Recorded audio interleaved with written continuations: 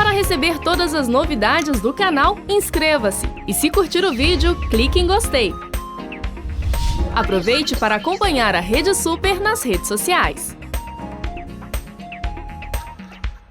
Hoje nós temos aqui um texto muito interessante. Hoje nós vamos falar onde está o cordeiro para o holocausto. Uau. Tá? Nós temos aqui em Gênesis 22, de 1 a 8. Nós temos aqui: depois dessas coisas, pôs Deus a Abraão à prova e lhe disse: Abraão, esse lhe respondeu: eis-me aqui. Acrescentou Deus: toma teu filho, teu único filho Isaque, a quem amas, e vai-te à terra de Moriá, oferece-o ali em holocausto, sobre um dos montes que eu te mostrarei.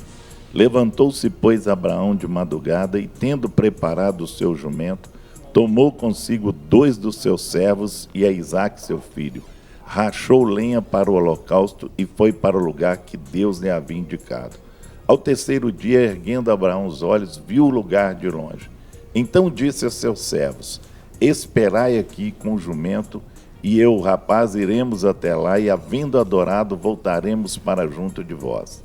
Tomou Abraão a lenha do holocausto e o colocou sobre Isaque seu filho. Ele, porém, levava nas mãos o fogo e o cutelo. Assim caminhavam ambos juntos.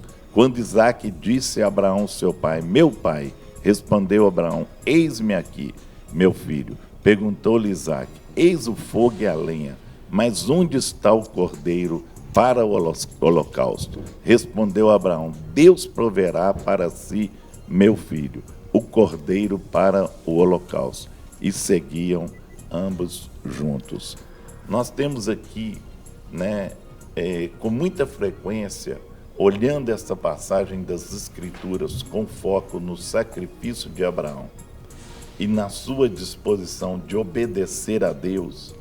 Embora tenhamos 2 contextos importantes, o primeiro é daquele que oferece o sacrifício e de quem entrega a oferta, e o outro é do próprio sacrifício ou daquele que se coloca como oferta.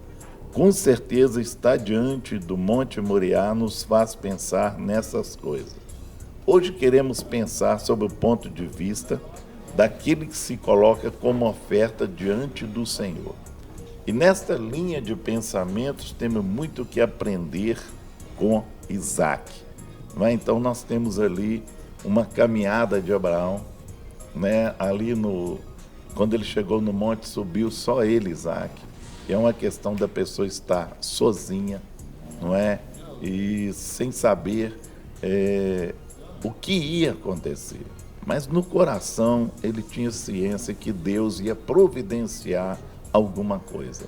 Mas nesse momento, nesse período que Abraão foi até o monte com seu filho, esses 3 dias, qual o tipo de solidão que ele sentiu? Como que estava o coração dele? Então nós vamos saber agora e compartilhar, Nós vamos passar aqui para o pastor Rogerinho trazer para nós aí essa informação importante em nome de Jesus. Guerra, esse realmente, como na introdução você já falou, normalmente nós temos essa visão sempre direcionada para a entrega de Abraão. Então, assim, muitas vezes, e Abraão é citado lá na frente como o pai da fé, ele foi aprovado por Deus, nessa questão, e entregou a Deus, crendo na promessa de Deus e crendo na aliança de Deus com ele. Ele, mesmo assim, ele entregou o seu filho Isaque e ele foi justificado pela fé. Então, muitas e muitas vezes você deve já ter ouvido mensagens e pregações a respeito dessa função, dessa situação onde Abraão foi provado e testado. Mas o que nós não queremos hoje é menosprezar a vocação e a fé de Abraão. Muito pelo contrário. O que nós queremos hoje é dizer que, além dessa fé de Abraão, havia uma prontidão em Isaque. E essa prontidão em Isaac é algo que pouquíssimas vezes a gente prega ou fala a respeito dela. Então eu gostaria hoje de trazer, não é, o nosso foco um pouquinho para a situação de Isaac, aquele que se coloca como sacrifício.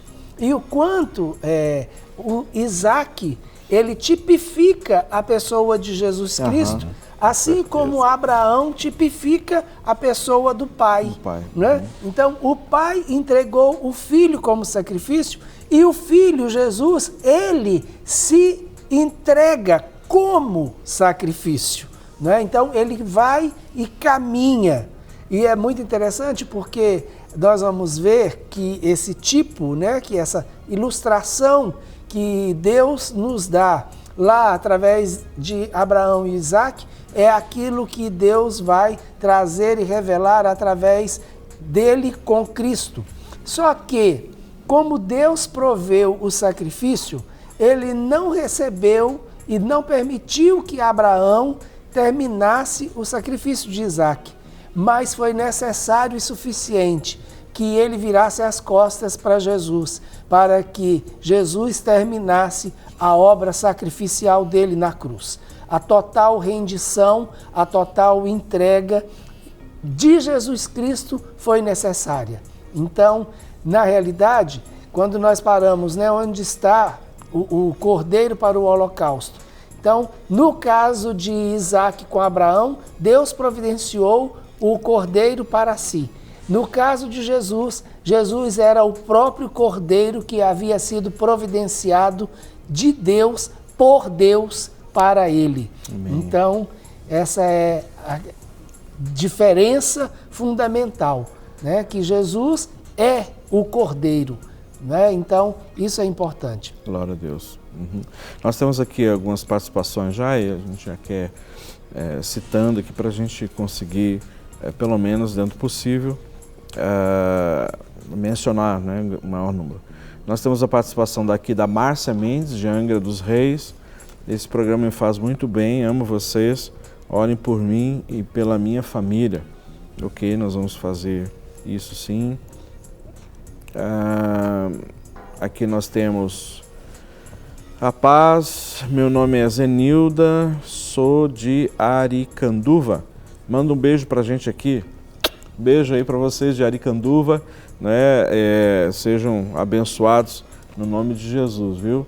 Obrigado pela audiência e a companhia de vocês aqui conosco no programa Glória a Deus. Olá, paz do Senhor. Meu nome é Wellington, DDD 22. Ele só mandou isso. Ok, Wellington, seja abençoado no nome de Jesus. Temos aqui a participação DDD 62.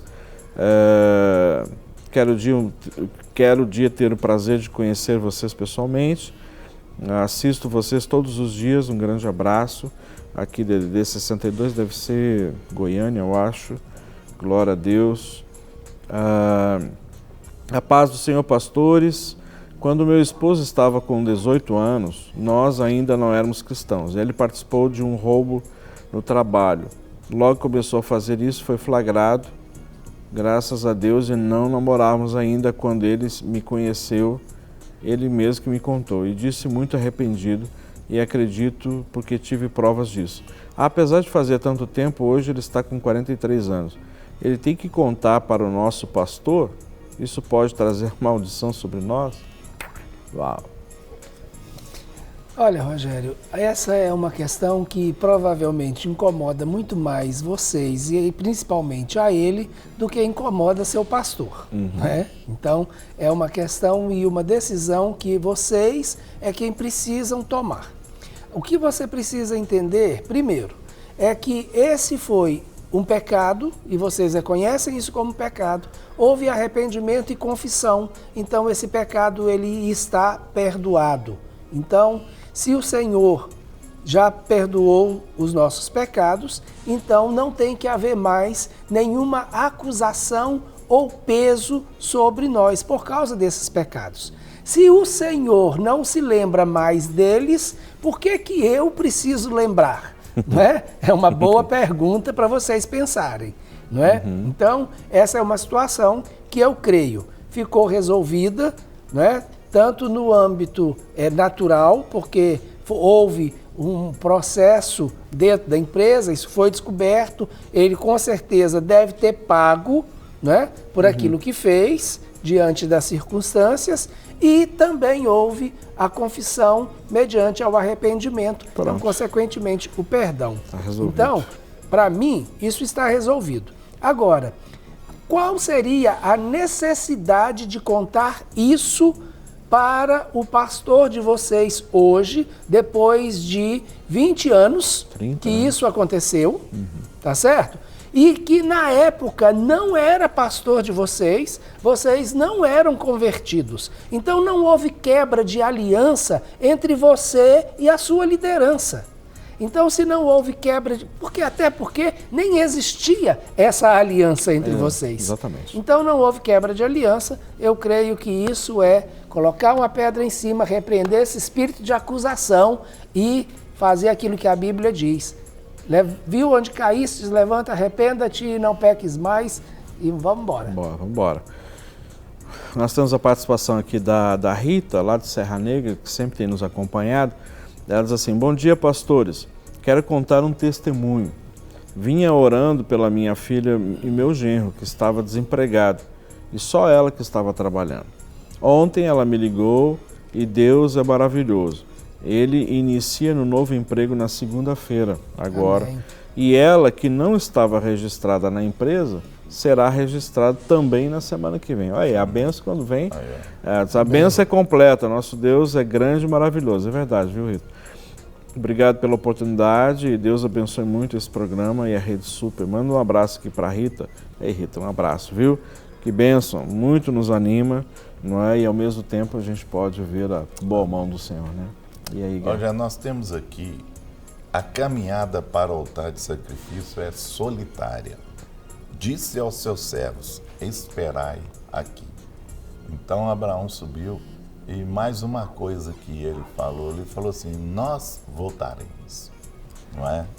Então ele tem a certeza disso, de que dessa caminhada dele para o altar e também da solidão, né, que ele sentiria, como eu falei nesses 3 dias que ele foi até o monte também, nós não sabemos que pensamentos que passou pela mente, porque quando a gente vai para uma jornada, muitas coisas vêm na mente da gente. Talvez vem na mente dele de desistir, de parar, de voltar, e é o que acontece, mas ele não, ele foi em frente. E ali, para cima, ele foi sozinho. Não é ele o menino que estava ali para fazer o holocausto, mas ali era ele e Deus.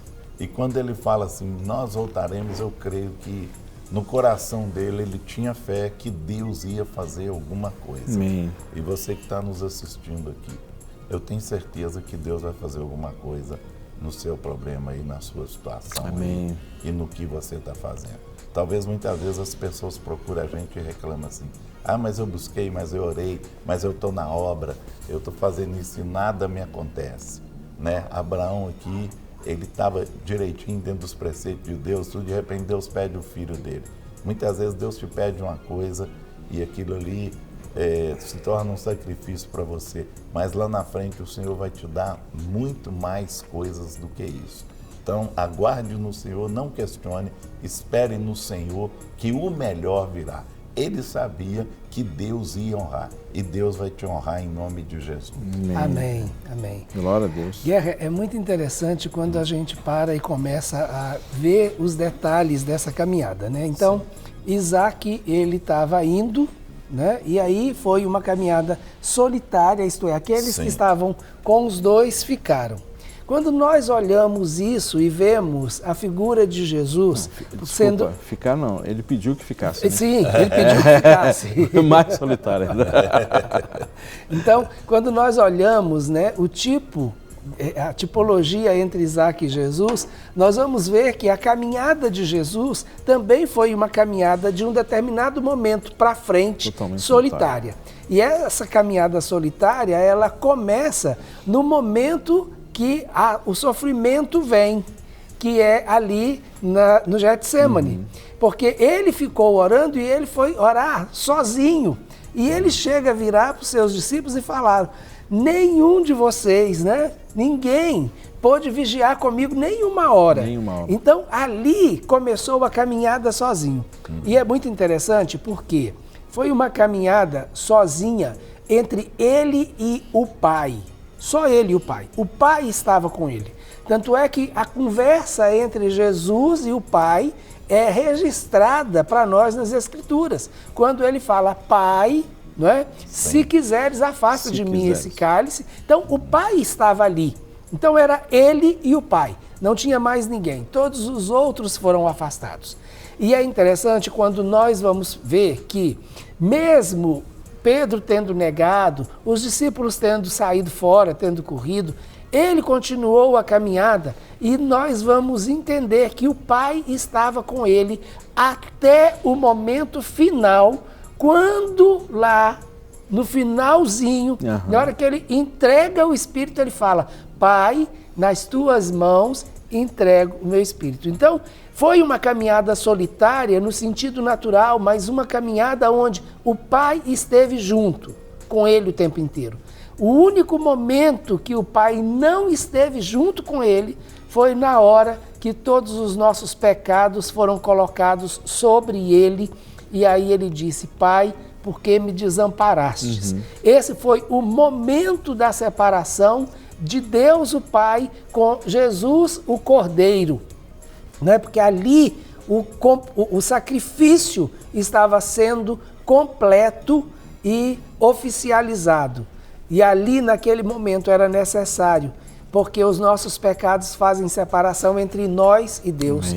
Como os nossos pecados foram colocados sobre Jesus, os nossos pecados em Jesus fizeram com que Deus virasse as costas para Jesus.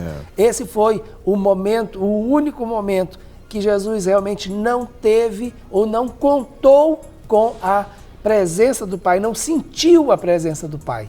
Então, uma caminhada solitária, sim, que é a caminhada de cada um de nós, em muitos momentos.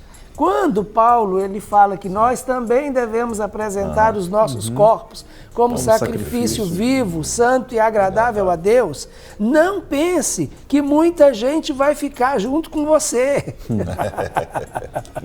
A caminhada para o altar do sacrifício é uma caminhada só entre você e o Pai. Solitária. Só você com o Pai. Né? É uma caminhada solitária, porque só o Pai é capaz de saber exatamente aquilo que você precisa deixar como sacrifício no altar. Glória a Deus. Nós temos aqui uma série de participações, vamos a gente tentar aqui dar uma corridinha. Olá, pastora Paz do Senhor, gostaria de pedir oração para a minha família, em especial para a minha irmã, a Cindy. Muito obrigado, Deus abençoe vocês e o programa Clínica da Alma, do qual estou sempre ligado. Abraço, Tiago Mourão. Ei, Tiago, que bênção, viu? Obrigado pela tua participação. Eu gostei de ver aqui a tua foto, ó. Rapaz, com o baixo na mão, é isso? É, que legal. É voltar a tocar, né, querido? Em nome de Jesus, vai ser bênção. Ok, nós temos aqui DDD 75. O pecado do homem é um testemunho? Ou o que Deus tem feito em nossa vida? O pecado do homem é um testemunho? Ou o que Deus tem feito em nossa vida? Eu acho que eu entendi a pergunta. Eu sei, porque às vezes as pessoas no tanto, testemunhar falam tanto tempo que era pecador, né? Né? Parece que para dar mais peso no testemunho. No testemunho, né? Não, o que realmente testemunha é o poder de Deus manifestado na nossa vida e transformando a nossa vida. Eu tive a oportunidade, inclusive, de falar a respeito disso, que o testemunho mais eficiente não é aquele que você sobe no púlpito e fala a respeito dele ou em cima de uma plataforma, mas aqueles que te conhecem e sabem a vida que você tinha e a vida que você tem depois de uma experiência com Jesus. Amém. Esse é o testemunho mais eficiente. É o depois. Amém. É o dia seguinte. Exatamente. A paz, meus irmãos, você já tem a data para o intensivo do módulo 3 em julho? É a Paula lá de Casimiro de Abreu. Sim, Paula, já temos sim. É a segunda semana de julho. Mas aí a gente logo já está divulgando, viu? Aí você vai ter essa confirmação do intensivo. Vamos aqui mais uma participação.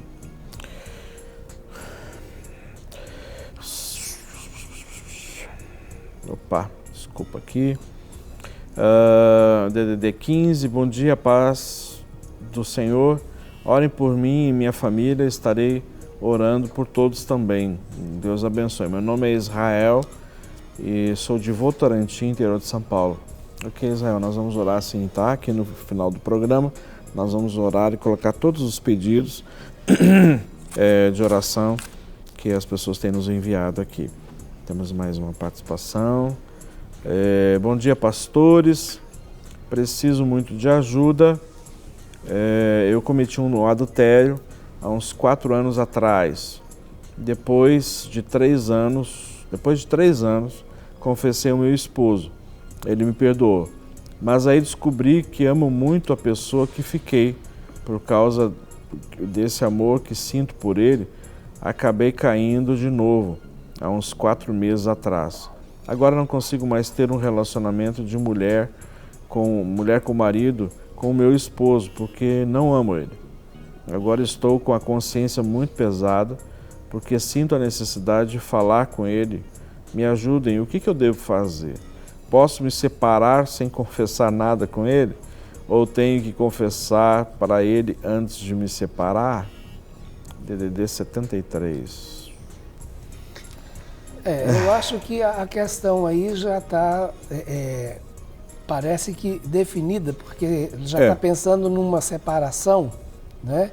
E está tentando achar um meio de fazer essa separação menos dolorida para o outro. Eu não sei se é esse o caminho, né? A separação. Então, é uma situação que nós não aconselhamos o divórcio, não aconselhamos a separação, muito pelo contrário, assim como a palavra de Deus nos orienta, é sempre buscar a reconciliação. Exatamente. Sempre que ela for possível, até os últimos momentos, quando isso não se torna mais possível ou viável, aí é que se pensa na questão da separação. Com relação à situação do não amar ou amar, é uma coisa que a gente precisa realmente reavaliar. Primeiro é que a palavra de Deus é muito clara em 1 Coríntios capítulo 13, quando diz que o amor não acaba. Então, se o amor não acaba e você tinha um amor pelo seu marido antes, esse amor continua aí dentro de você. O que ele pode estar escondido ou até mesmo camuflado atrás de outros sentimentos e até mesmo atrás de uma circunstância de ligação de alma que você teve com essa pessoa com a qual você caiu há 4 anos atrás.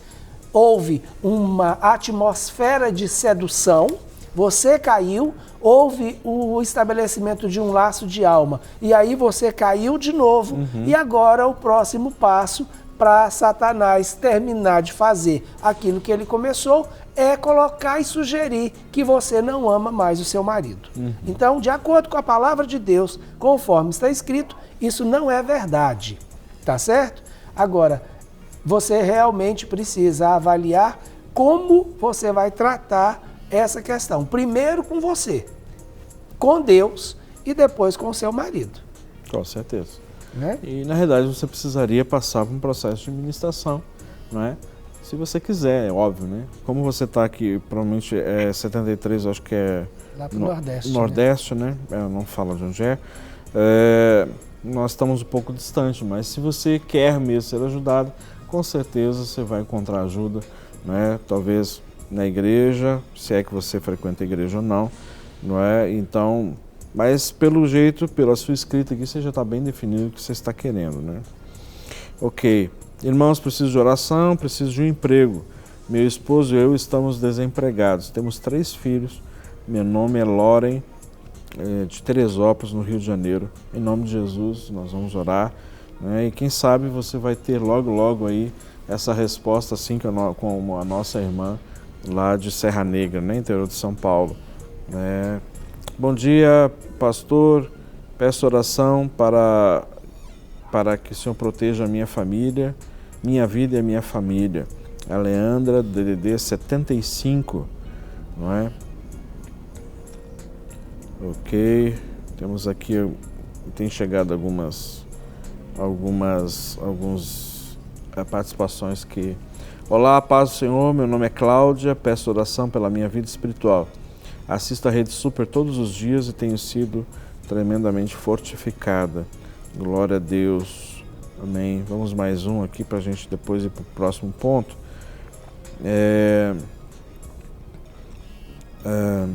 Olá, paz do Senhor. Eu sou do Rio de Janeiro, cidade de Cordeiro. Aí, ó. Nós estamos falando do Cordeiro, o Holocausto Cordeiro, e o irmão aqui é da cidade de Cordeiro. Assisto o programa todo dia, é bênção, obrigado. Meu pai pediu uma oração, ele está fazendo um estudo do livro de livro da teologia,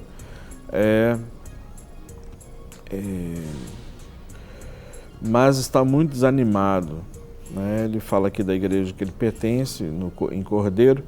Ok, nós vamos orar pela vida dele, para que ele seja animado, né?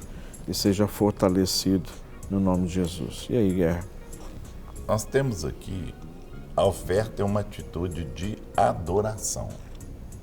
E havendo adorado, voltaremos.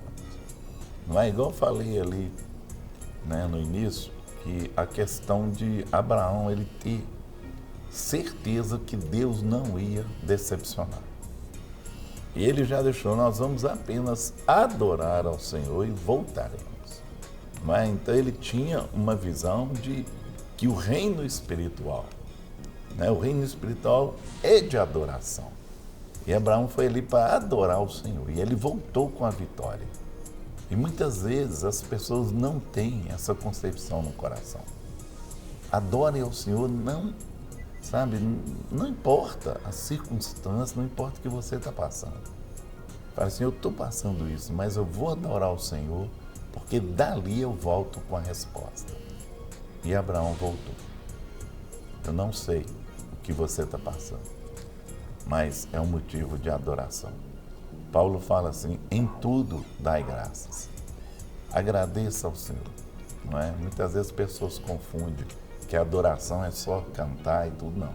Adoração é agradecer, adoração é levar o Senhor no meu coração, estar diante do Senhor com aquele sentimento que eu tenho realmente de amor, é amar a Deus sobre todas as coisas. Adorar é mostrar a Deus que realmente eu tenho o amor dele dentro de mim. Isso é adoração, não é? O que você acha? Guerra, adoração é honrar. Sim. Né? E Abraão, ele honrou o Senhor entregando Isaque. E não há uma adoração sem honra. Sim. Né? É muito interessante que um dos livros que a gente vê isso com muita clareza é o livro de Malaquias, e a gente fala muito a respeito do livro de Malaquias, a respeito de dízimos e ofertas, mas quando a gente começa a ler o livro de Malaquias, o primeiro capítulo de Malaquias, ele tem um foco muito grande na honra que deve ser dada ao Senhor. Amém. Então, a oferta, ela deve vir em honra. Sim. Ela deve vir em obediência, ela deve vir primeiro com uma medida que não é a medida do meu coração, mas a medida daquele que vai receber a oferta ou o sacrifício. Então, eu reconheço, decido honrar, e aí, por isso, eu oferto ou eu entrego, né, a oferta e o sacrifício. E é muito interessante o quanto que muitas vezes nós somos provados com determinadas situações ou circunstâncias que estão diante de nós e que para nós é realmente um sacrifício, e a única coisa que o Senhor quer é ver como realmente está o nosso coração e como nós vamos tomar decisões para honrá-lo ou não diante daquela situação. Então, isso faz a diferença. Sim. Então, realmente, o sacrifício, ele implica em adoração, e toda adoração precisa ter um fundamento na honra, né? Que foi o que Abraão fez. Muito bem. Deixa eu avançar aqui, gente. Nós temos DDD 17. Olá, oi. Daniel, da cidade de Olímpia, interior de São Paulo. Tem 19 anos, paz do Senhor e bom dia. Ok, bom dia para você, viu, Daniel? Obrigado aí pela sua audiência, né, tão jovem aí nos assistindo. DDD 84. A real certeza que Deus está conosco em algo é a presença da paz? Tenho a possibilidade de entrar para me candidatar para as eleições próximas, mas não é algo que sinto paz em todos os momentos. Mas vejo uma oportunidade de levar diferencial em Deus para a política aqui. A paz é o caminho do sim de Deus? Rogério, a paz é um caminho do sim. Eu diria que é um sinal. Mas não né? é o único caminho do sim. É claro. Não é? Então, o que a palavra de Deus diz é que a paz do Senhor, ela testifica em nosso coração, é o árbitro no nosso coração, não é? Agora, esse processo de decisão é um processo que ele mexe e realmente você precisa avaliar, porque há confrontos em todo processo de decisão, não é? Então, e aí o que é que você precisa fazer? Avaliar antes de tomar a decisão. E aí, se você está tomando a decisão na direção certa, aí você vai ter a paz do Senhor no seu coração. Agora, é natural, né, e emocionalmente compreensível e espiritualmente aceitável que haja esses conflitos antes de uma tomada de decisão. Principalmente uma tomada de decisão nesse nível que pode redirecionar a sua vida toda e pode, até mesmo sendo usado nas mãos de Deus, mudar a história da sua cidade, não é? Então, são possibilidades que a gente precisa avaliar e avaliar com calma. Não é? Amém. Bom dia, gostaria de saber como ter o genuíno arrependimento. O que é a diferença entre o remorso e o arrependimento? Olha só, o remorso, ele está muito ligado diretamente à minha pessoa, à minha imagem. Ou seja, o que as pessoas vão pensar a meu respeito? Puxa vida, por que eu fui fazer aquilo? Por que eu não fiz diferente? É o eu, tá entendendo? Então, assim, e agora? Como que vai ser o meu ministério? Como que vai ser agora o meu emprego? Como que vai ser agora a minha família? Meu casamento. Então, quem está no centro sou eu. A minha autoestima, a minha autoimagem, é isso. O remorso é isso. Agora, arrependimento é quando a gente entende que, na realidade, a minha atitude, a minha escolha ou o pecado, na realidade, eu estou ofendendo ao Senhor. O que eu estou trazendo, sabe? Por tudo aquilo que Deus fez, sabe? Para a igreja, para o ministério, enfim, aí eu saio de cena. Né? E aí entra o centro, é o Senhor. Então, o arrependimento genuíno é isso, é entender que, na realidade, eu errei e eu errei profundamente, eu estou, na realidade, manchando a imagem do Senhor, da igreja. Então, na realidade, eu não sou nada dentro de uma perspectiva assim, né? Ou seja, eu não sou mais o centro, mas aí sim a obra, o Senhor, o ministério, as pessoas, né? A credibilidade que elas colocaram em mim, o Senhor colocou em mim, o sacrifício dele por mim, não é? Então, na realidade, eu preferi a minha vontade, que foi fazer aquilo que eu não deveria ter feito, em vez de ser fiel e obediente ao Senhor. Então, em linhas gerais, essa é a grande diferença.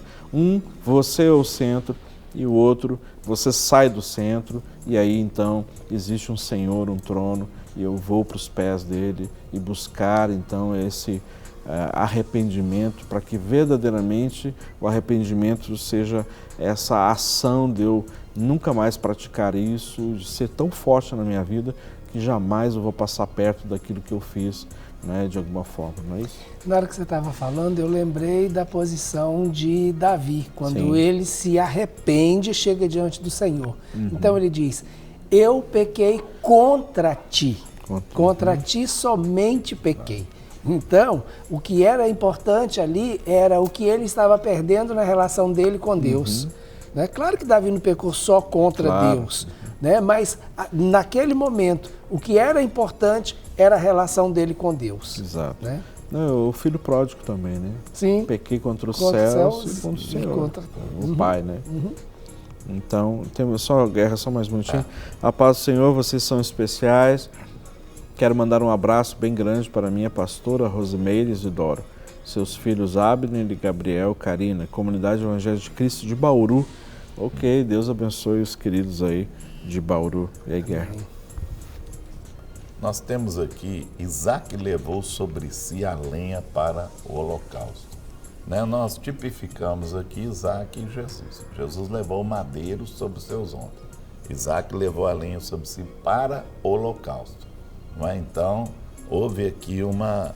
Né, o Senhor é tremendo aqui, porque na questão da gente tipificar aqui, nós vamos ver que isso como que simboliza já o sacrifício de Jesus através do Monte Moriá aqui, como que Deus colocou nesse sentido desse sacrifício, né? Então Isaac levou sobre si e o Senhor levou também sobre si, né? Nós colocamos aqui o que? Aquela cruz que foi onde foi cravado os nossos pecados, não é? Como diz o pastor Rogerinho, aqui não finalizou, mas no Calvário finalizou. Amém. Não é? O Senhor finalizou aquilo, porque Ele foi o Cordeiro no nosso lugar, não é? Então, nós vamos passar essa lenha aqui para o pastor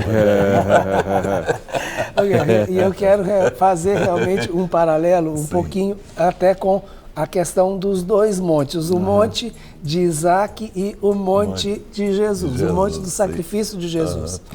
Então, Isaac, hoje, quando a gente... uma das coisas que é bem notória quando nós chegamos em Jerusalém, aliás, se você quiser, nós vamos estar indo a Jerusalém em setembro, será uma oportunidade espetacular que Deus está nos dando de estarmos juntos em uma caravana, chegando em Jerusalém, indo a Israel no princípio de setembro. Então, chegando em Jerusalém, uma das coisas que normalmente todas as caravanas costumam fazer é parar em um determinado lugar onde ele tem a vista da cidade, né? E dessa vista da cidade, um lugar muito visível hoje, que está em quase todos os cartões postais de Jerusalém, é onde se considera ser exatamente o lugar do sacrifício de Isaac, que é o tomo da rocha. Então, tem ali o Monte Moriá e esse memorial, para que a gente saiba. Só que isso está dentro da cidade. E o sacrifício de Jesus, ele foi feito no monte, mas no monte fora da cidade. Sim. Por quê? Aí tem a questão, né? O sacrifício de Isaac poderia ficar dentro da cidade, porque Isaac não teve a consumação do sacrifício. Sim. Ele não foi morto ali. Mas o sacrifício de Jesus foi num outro monte fora da cidade, porque ali realmente Jesus ia ser morto. Então ele ia realmente ser sacrificado e morto. E a morte normalmente acontecia fora dos portões da cidade. Ali é que era o lugar dos sacrifícios de morte. Os apedrejamentos eram levados para fora da cidade, fora dos portões, e ali fora dos portões é que a pessoa era condenada e sacrificada. Então, é interessante a gente ver isso. Os dois levaram a lenha para o holocausto, né, para o sacrifício sobre as costas, mas foram para montes diferentes. Com certeza. Isaac foi para o Monte Moriá e Jesus foi para o Monte das Caveiras. Amém. Ele foi para o Gólgota. Para receber todas as novidades do canal, inscreva-se. E se curtir o vídeo, clique em gostei. Aproveite para acompanhar a Rede Super nas redes sociais.